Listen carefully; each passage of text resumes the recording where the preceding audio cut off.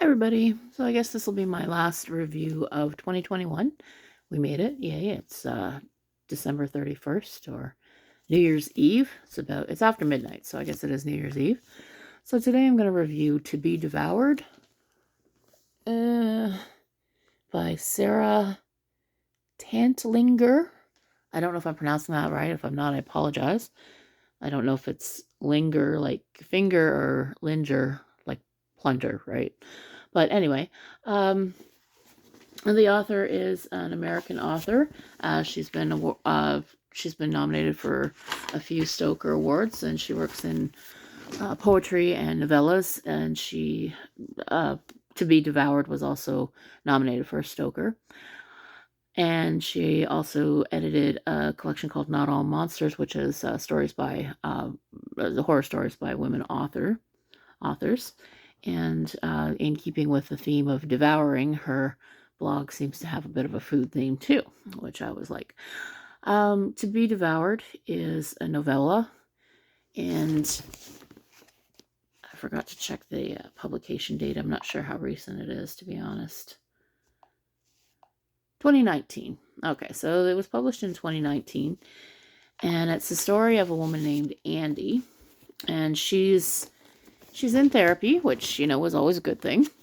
And she's been seeing a therapist about her family they all passed away when she was really young, and she has a lot of built up anger, and she keeps going back to this anger. She's saying she's the child of wrath, and she stayed with an aunt, and when she grew up, in some ways it's also a love story. It's a story of her relationship with her partner Luna. She met Luna in a bar, and Luna actually left her husband for Andy. So now they're living in this kind of nice little cohabitative bliss. And Andy has developed this obsession with some vultures on the property. She lives on a farm that she inherited, and the next door neighbor keeps pigs. And she said there's something dead out there. She's been seeing the vultures for a while, and she seems to want Luna to share her obsession. So in the opening of the story, she makes her this. I guess it's kind of it's like an art piece, like wings, but she makes them out of the wings of moths, which, by the way, is kind of an interesting art project and requires a certain amount of dedication. And it actually reminded me of, in the old days,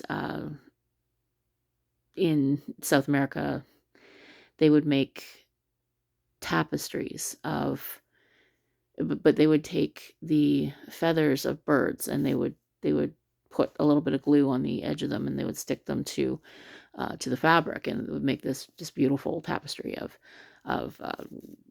feathers, and it was all shimmery and light as air and really, really delicate.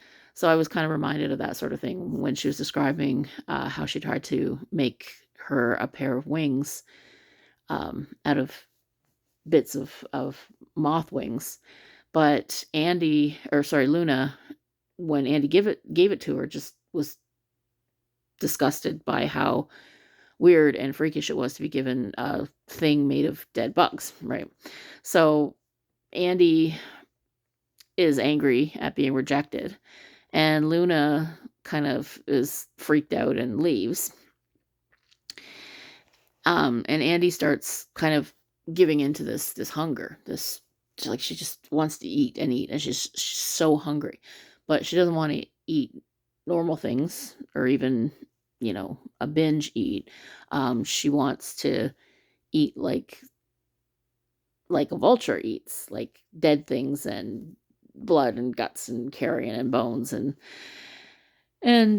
so when Luna comes back, she's cooled off a bit, and they have sex, and Andy goes down on her. And I mean, it's one thing to go down on your partner while she's menstruating. It's another thing entirely to be as into it and deliciously enjoying it the way that Andy does. So again, Luna thinks she's a freak, and she's like, I can't handle this anymore, and she leaves. Which I thought was pretty. You feel kind of bad for both of them, because I mean, ugh. And that's one of the things that is really fun about this story is that it is just right in there with how gross everything is, and the chewing and the crunching and the slurping and the ugh. Um, so after Luna leaves, Andy goes to the farm next door, and she kills and eats one of the piglets, and she's almost satisfied her hunger. Um, but she's also a little bit worried that somebody's, going to cotton on that she broke in and stole a piglet. And it turns out that she's trying to make wings out of feathers for herself to try and sort of transform into this vulture, but she's got this gnawing hunger. And she throws up the piglet and passes out. And Luna comes back and she tells her she's worried, and she helps Andy throw up the piglet, whatever.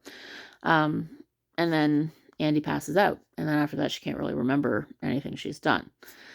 So she's definitely suffered a break, and Luna's ex-husband comes and visits, and we get the final showdown, and it's pretty gruesome. It's very satisfying. And the other thing that I found was really interesting about it is that the story's treated as a work of horror, but you are always sympathetic to Andy's feeling and how she's not well. She's mentally not well. And it is, in some ways, a look at very specific mental illness. It's an extreme form, but it is a condition called pica, which means a person, they get a craving to eat non-food items. Usually it's little bits of plastic or dirt or what have you. And it's brought on by stress or OCD. It can be caused by mineral deficiencies. They're not sure exactly what causes it, but it does happen. It's more common in pregnant women for some reason. I think it's probably because all the hormones and imbalance and stuff. And occasionally, I don't know if it falls in the line of addiction and mental illness or autism spectrum. I didn't read that closely. I don't know that much about it. But it definitely, what the book looks at, excuse me, looks at this condition as more an outcropping of Andy's break with reality, and that's been caused by the trauma in her life. Although it's never really, the things that happened to her family and the trauma in her life, it says it's more sort of discussed in passing rather than dealt with head on, which is obviously some of why she has the break in the first place. And it really, the pacing is great. I mean, I was just hooked. I had to leave work late yesterday, so I was sitting there passing the time, and I read 60 pages of it before I even knew what was going on. And it also really sort of looks at weird addictions as a person's way of maybe not dealing properly with emotional trauma. And it's never officially stated, if she has some kind of poisoning or trauma or what have you. That's left up to the viewer or the reader to make that call. But Andy is a really interesting character, even the little bit of time we spend with her. So I'm going to give it 4.5 out of 5 stars. The only thing that was a little bit annoying to me was a few editing errors that could have been better. But I know I'm so fussy about that, but it really, lay and lie, damn it. Ugh. In the present tense, you don't lay, you lie. Just so that's my only quibble with it. Overall, it's a great story. It's really well paced. Andy's, the characters are awesome, and just the sheer revulsion of the things that Andy chews up and eats is, it's a perfect horror story. And it's not overly violent, but it is just gross. So That's what I enjoyed about it. To Be Devoured by Sara Tantlinger. Hope you're reading lots of great horror. Have a great day and Happy New Year, and let's do this again in 2022.